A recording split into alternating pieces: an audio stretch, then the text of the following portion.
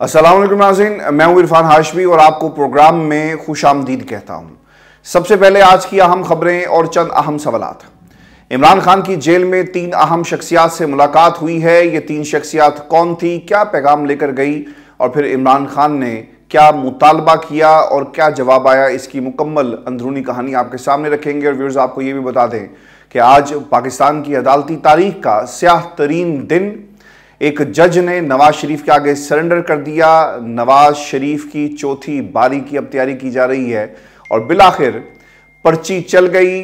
और ये पर्ची कैसे चली, किसके नाम की ये पर्ची थी, इसकी तफसील भी आपके साथ हम शेयर करेंगे। और व्यूअर्स, आपको ये भी बता दें कि इमरान खान ने तहरीक इंसाफ का अगला चेयरमैन कौन होगा, ये नाम भी बता दिया है। और नवाज जरदारी डील और इलेक्शन मुलतवी दरख्वास्त दायर कर दी गई है, इसकी तफसील भी आज की इस नशिस्त पे आपके सामने रखेंगे। लेकिन व्यूअर्स, सबसे पहले आपको बता दें कि चीफ जस्टिस का नवाज शरीफ के सामने ये सरेंडर है और ये सरेंडर उस वक्त किया गया जब नवाज शरीफ की ताजपोशी के तमाम रास्ते और तमाम रुकावटों को दूर कर दिया गया है। जो अब तक की सूरत हाल फैसले के बाद सामने आई, इस्लामाबाद हाई कोर्ट ने एवनफील्ड रेफरेंस में एहतसाब अदालत का फैसला कलअदम करार देते हुए नवाज शरीफ को बरी कर दिया है। नवाज शरीफ के वकील अमजद परवेज साहब के जो दलाइल थे, पहले मैं वो आपके सामने रखता हूं और फिर किन वजूहात की बुनियाद पर और किन निकाह की बुनियाद पर नवाज शरीफ साहब को रिहाई मिली, बरीयत मिली इस केस से। आपको ये भी बता दें कि अमजद परवेज साहब ये कहते हैं कि कहीं नहीं लिखा और कहीं साबित नहीं होता कि मियाँ नवाज शरीफ ने ये जायदादें खरीदने या उनसे मुतल्लिक किसी किस्म के वाजिबात अदा किए। ना पैनामा पेपर्स में ये फैसला सामने आया, ना जेआईटी रिपोर्ट में लिखा गया, ना नैब रेफरेंस, ना फर्द जुर्म, कहीं भी एवनफील्ड जायदादों की मालियत नहीं लिखी गई। चीफ जस्टिस का अमजद परवेज को जो लुकमा दिया गया बहुत ही अहमियत का हामिल था। एक तरफ आप ये कहते हैं कि नाम नहीं है, कहीं पर बताया भी नहीं गया, तो फिर पाकिस्तान की पार्लियामेंट के फ्लोर पर खड़े होकर नवाज शरीफ साहब ने ये क्यों कहा कि ये हैं वो ज़राए जिनसे मैंने इस जायदाद को ख़रीदा, और मुझसे सवाल किया जाता है कि पैसे कहाँ से आए। और फिर उन्होंने अपने दादा, अपने परदादा और उनके दादा और पता नहीं किन लोगों के एक मुकम्मल जो मनी ट्रेल था, जो पैसे थे, इसका पूरी जो कहानी है वो अदालत पार्लियामेंट के फ्लोर पर रखी। व्यूअर्स, चीफ जस्टिस साहब ने ये कहा, जो लुकमा दिया गया कि नैब के जमा कराए गए कागजात में ना एवनफील्ड जायदादें खरीदने की तारीख है, और ये भी कहा कि ये किसके नाम है ये भी दर्ज नहीं है। वकील ने अदालत को बताया कि जायदादें खरीदने की तारीख का जिक्र मौजूद है। चीफ जस्टिस के मुताबिक नवाज शरीफ की प्रॉपर्टी से ताल्लुक जोड़ने के लिए कोई शहादत मौजूद नहीं है। पनामा फैसला, जेआईटी रिपोर्ट, नैब इन्वेस्टिगेशन रिपोर्ट, रेफरेंस में कोई ऐसी बात मौजूद नहीं जिससे नवाज शरीफ का जायदादों से डायरेक्ट कोई ताल्लुक मौजूद हो। हाँ, ये बात ज़रूर है कि नवाज शरीफ इन जायदादों में जाकर रहते हैं और ये जायदादें जो हैं वो नवाज शरीफ के बच्चों के नाम पर हैं या किसी और के नाम पर हैं। अब पाकिस्तान की आवाम को दिन की रोशनी में ये उनके साथ झूठ बोला जा रहा है और अदालतों से एक शेल्टर मुहैया कर दिया गया कि एवनफील्ड अपार्टमेंट से नवाज शरीफ का कोई ताल्लुक नहीं है, बल्कि ये हसन और हुसैन की फिर प्रॉपर्टीज़ हुई।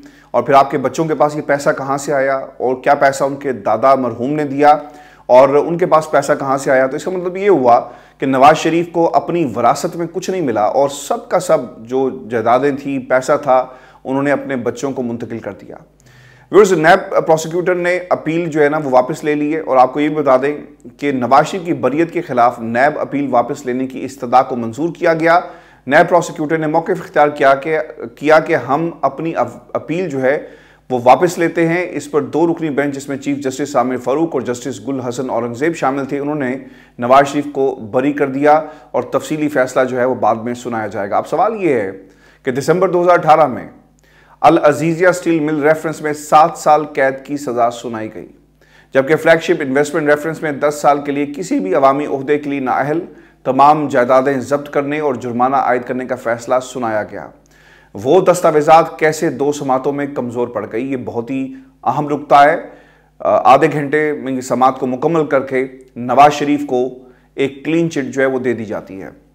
व्यूअर्स, नैब ने पिछली समात में कहा था कि हम कम से कम आधा घंटा दलाइल देंगे, लेकिन आज नैब ने अपील वापस कैसे ले ली, ये भी एक अहम सवाल है। वो वाजिद ज़िया जो पहले नवाज शरीफ के केस में 6-6 घंटे नैब JIT के सरबराह के तौर पर दलाइल देते थे, आज नैब क्यों खामोश हो गई, ये भी एक अहम सवाल है। वहीं दूसरी जानिब आज फिर वजारत कानून और इंसाफ ने इमरान खान के अलकादी ट्रस्ट केस में जेल ट्रायल से मुतल्लिक नोटिफिकेशन जारी किया। दिलचस्प बात यह है कि इस्लामाबाद हाई कोर्ट ने जेल ट्रायल का जो कानूनी तरीका बताया है, इस पर अमल सिरे से किया ही नहीं गया, क्योंकि इस तरीके कार के मुताबिक पहले एहतसाब अदालत के जज मोहम्मद बशीर ने जेल सिक्योरिटी के मुतालिक रिपोर्ट्स मंगवाई थी।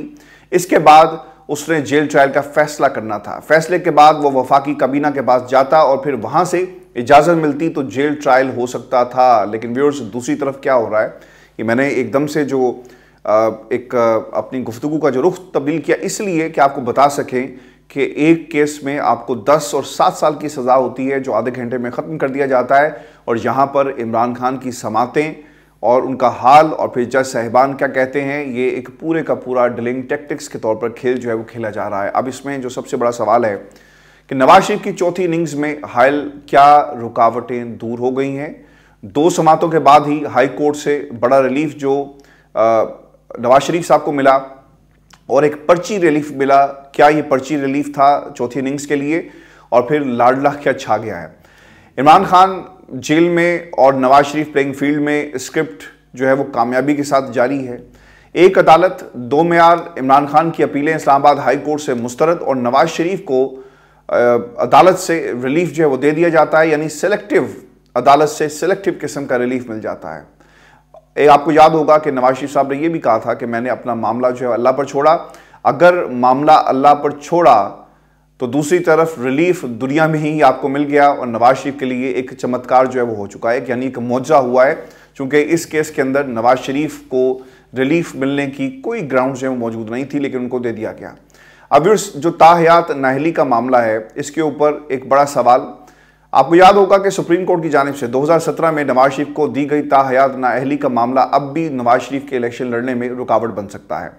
अगरचे नवाज लीग ये दावा कर रही है कि इलेक्शन एक्ट 2017 में की गई तरमीम के बाद नवाज शरीफ की ताहयात नाअहली खत्म हो चुकी, मगर ये मामला सुप्रीम कोर्ट जा सकता है, वरना प्लेइंग फील्ड तो उनके लिए अब सेट हो चुकी है, यानी नवाज शरीफ चौथी बारी लेंगे और पर्ची की बुनियाद पर ये बारी जो है वो लेते हुए हमें नजर आएंगे। अब इसमें एक चीज़ ये भी है कि नैब ने इस्लामाबाद हाई कोर्ट को ये कहा कि हमें सुप्रीम कोर्ट ने कहा कि आप जाकर रेफरेंस दायर कर दें। उन्हें सारी की सारी जो जिम्मेदारी है वो साकिब निसार पर डालकर अपने आप को इस मामले से बिल्कुल अलग कर लिया है। व्यूअर्स, ये है आपका पाकिस्तान, जहां पर कई बरस केस चला, नवाज शरीफ को अदालत से रिलीफ जो है वो कुछ घंटों में दे दिया जाता है, और जितना एतमाद था राना सनाउल्लाह को, एहसन इकबाल साहब को और फिर बाकी इनकी जमात के लोगों को, वो इसलिए था कि गेम सेट हो चुकी थी, सिर्फ जो ऐलान होना बाकी था कि जाओ और बादशाह सलामत से गलती तो हो नहीं सकती।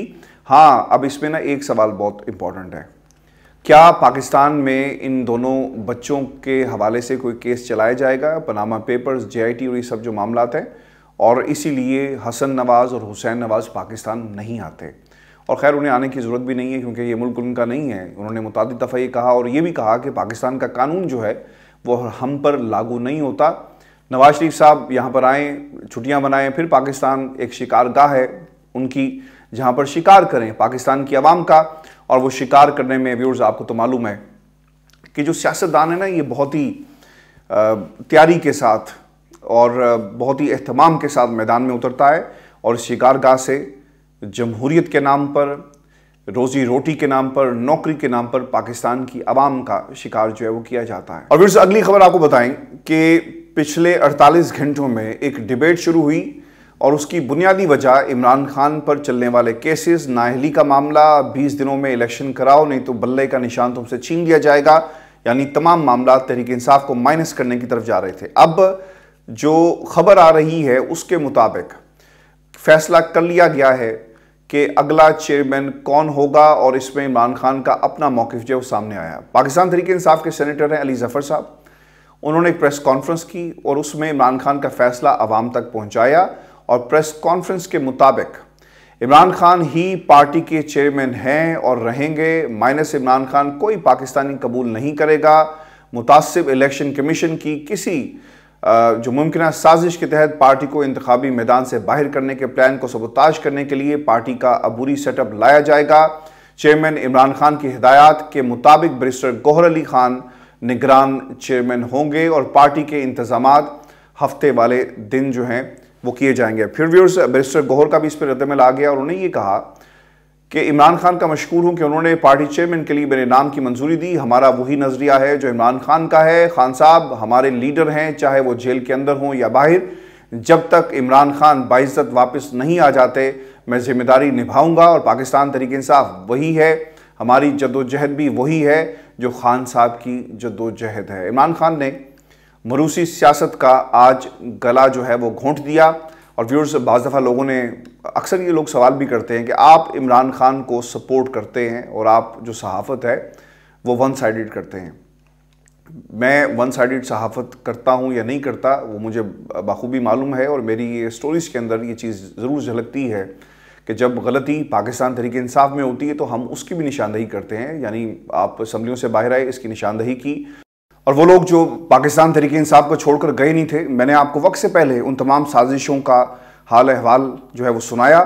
और व्यूअर्स, मेरी एक ही चीज़ जिसको मैं हमेशा से पाकिस्तान तहरीक इंसाफ की अप्रिशिएट करता रहा और यही मेरी भी हमेशा से ये जंग रही कि मरूसियत को ख़त्म होना चाहिए। और मरूसियत ने पाकिस्तान को डुबो दिया है। पीपल्स पार्टी में मरूसियत जो है वो सर उठा रही है और दीगर जमातों में मरूसियत ही हमेशा से रही। और अगर आप गौर से इन तमाम सियासी जमातों की कहानियाँ सुने ना, जो लोग बगावत करते हैं ना वो भी ये कहते हैं कि हम कब तक बिलावल के आगे और पीछे हाथ बांध कर खड़े होंगे, हम मरीम के आगे जी हुजूरी नहीं कर सकते, मेरा लीडर नवाज शरीफ है। ये बातें हुई और ये सियासतदानों ने यानी इनके अपने लोगों ने बातें की। इमरान खान ने ये फैसला करके अब हमेशा के लिए मरूसियत का गला जो है वो घोंट दिया।